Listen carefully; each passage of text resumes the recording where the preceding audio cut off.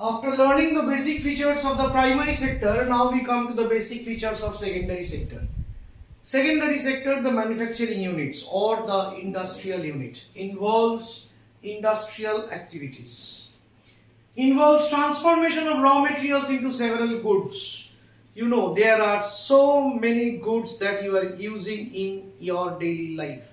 In our daily life, every day, or whatever, we look around and we see any physical goods, those are being manufactured, which has been manufactured.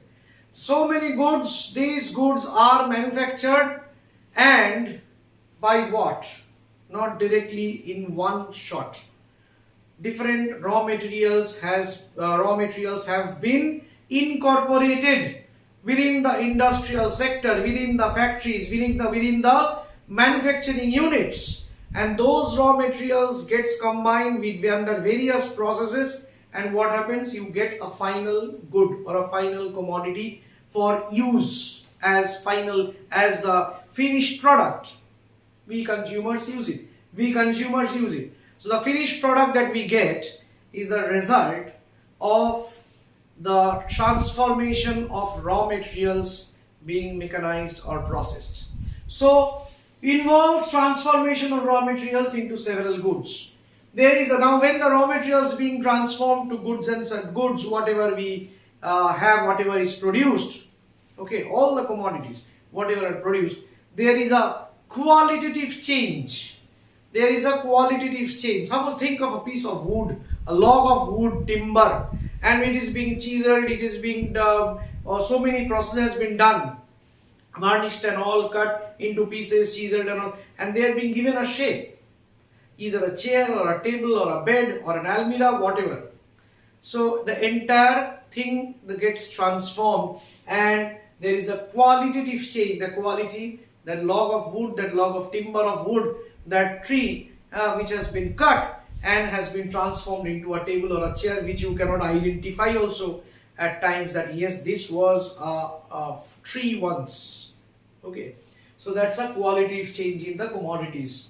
And finally, these secondary sector, the manufacturing units, you know, there are many people, number of people working in the different factories, manufacturing units, or the industries we talk about.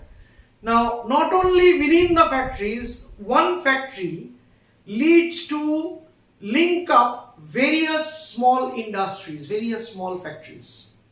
Okay, because that factory is in need of various small unit things to be supplied.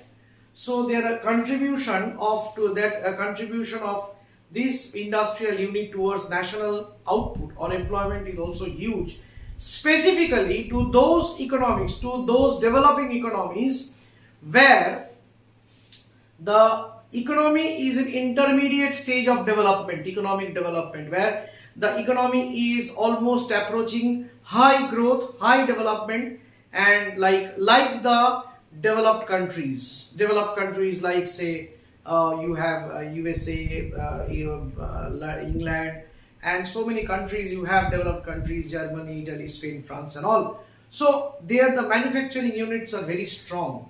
Okay, until and unless you produce goods, now the related activities with respect to the production industry does not come up.